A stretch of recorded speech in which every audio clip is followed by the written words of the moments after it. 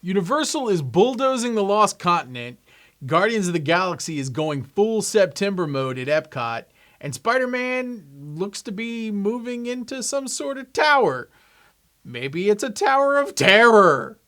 This is your Disney and Universal news. Welcome back to Theme Park News Network. I'm Matt, and it looks like I'm not going to fulfill my dream of becoming a Jungle Cruise skipper. Oh, I tried, but I guess Disney doesn't think I'm qualified. And all because I sunk one Jungle Cruise boat. You might be saying to yourself, isn't it impossible to sink a Jungle Cruise boat? Well, I guess it's not, is it? There's only one thing that's going to make me feel better. And that's a little thing I like to call the ninth wonder of the world. Headlines.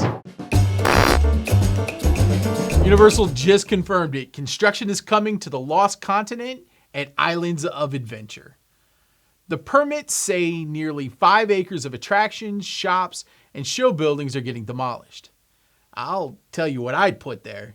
Steamboat Willie Land. I mean, it's in the public domain, right? Hey, can someone get Universal Creative on the phone? Now, does anybody work here?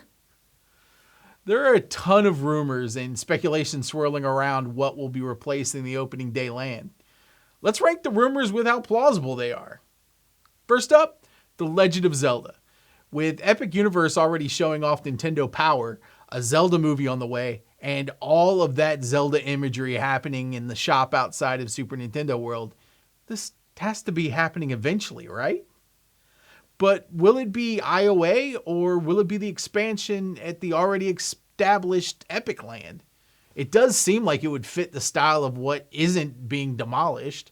So this could be the best fit for IOA synergy. I'll give it a 70% chance based purely on the momentum of the property.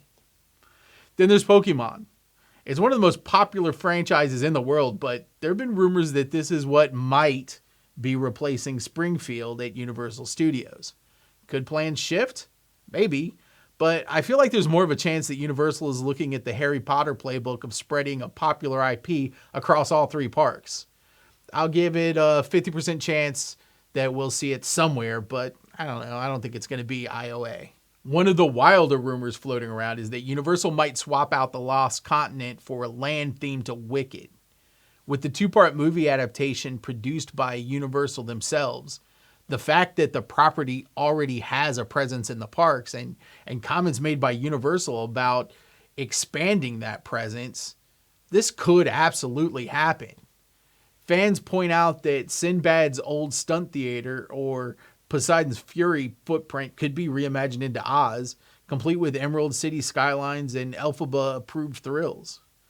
Ultimately, though, I don't think this is going to be the spot for it, but could happen. You know what? I give it a 30% chance based on just the fact that I wrote 30%. Next, One Piece. It's huge in Japan and anime is on fire right now, but would Universal risk putting an anime land in Orlando? I can't imagine this one having the drawing power compared to the others. I give this a 10% probability because I'm just making these numbers up. Another theory, How to Train Your Dragon gets an expansion. Since the franchise is already landing in Epic Universe, a tie-in here just kind of feels redundant. So I'm going to give that one 5%. And finally, an original mythology or a reboot of Lost Continent. But let's be real, Universal loves IP these days.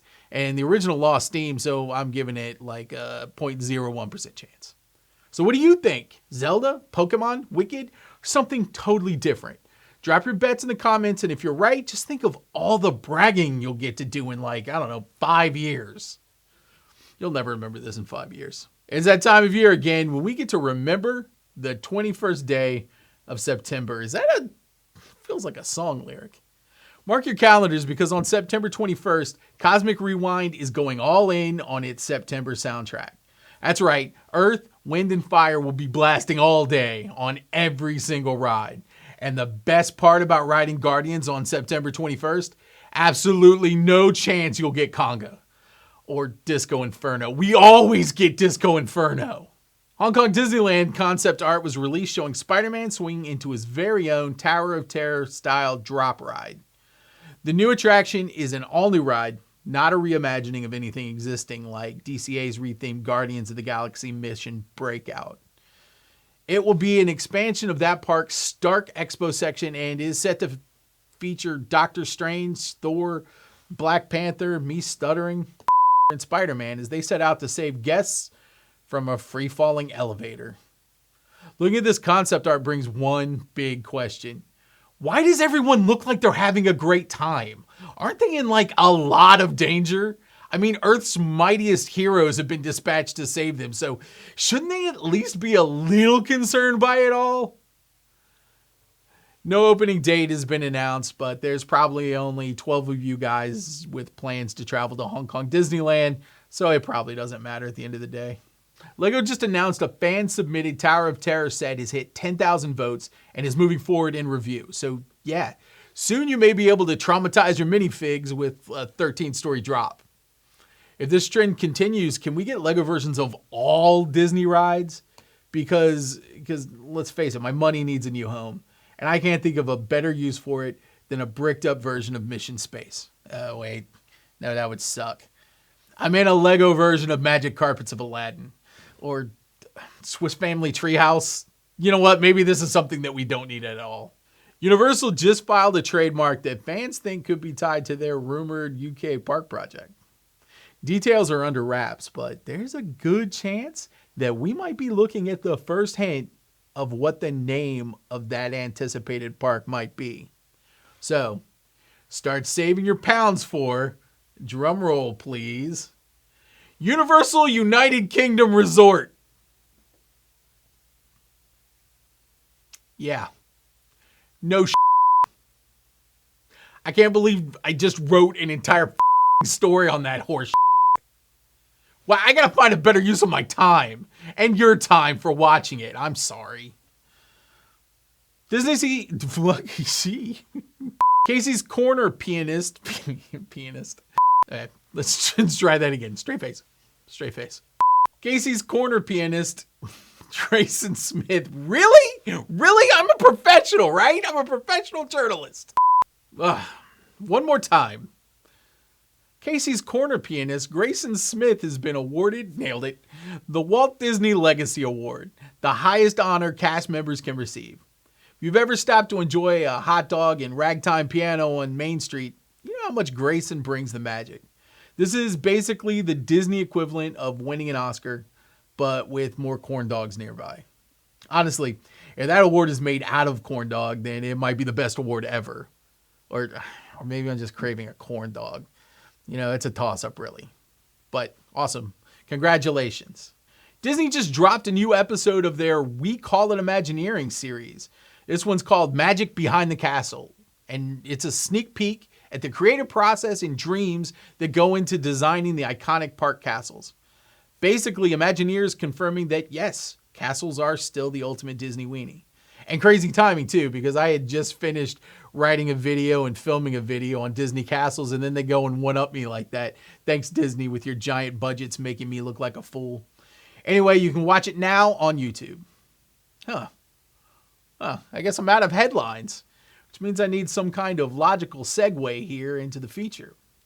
But also, I probably shouldn't have said that out loud and found a natural way to transition into this week's feature. Embarrassing. So it's fall, you guys, and that means pumpkin spice lattes and Halloween. You know who does Halloween? The Disney parks. Let's talk about it in this week's feature. Nailed that segue. Completely natural. Spooky season is here, and Disney celebrates Halloween very differently depending on which park you're at. Let's take a quick world tour. Walt Disney World in Florida brings Mickey's Not-So-Scary Halloween Party with trick-or-treating, the Hocus Pocus Villain Spelltacular, and the Boo to You Parade. Family-friendly with just enough spooky. Lots of special meet and greets, and most importantly, so much candy, which is very important on Halloween. Also, it's very important anytime if you have a lot of candy. Disneyland in California hosts Oogie Boogie Bash with immersive treat trails hosted by villains. Haunted Mansion Holiday takes over with Jack Skellington proving Californians really do celebrate Halloween from September straight through Christmas, which is really the only way to do it, right? Get out there and see Sandy Claus before January hits. Disneyland Paris leans into gothic flair with Maleficent and a villain's parade that feels darker. Plus park-wide overlays that make it feel like Tim Burton co-signed the party. Maybe he did. Tokyo Disneyland? Japan does Halloween with cosplay on steroids. Guests show up in full Disney character costumes that rival the entertainment cast. The parade floats lean spooky cute, and it's basically kawaii horror.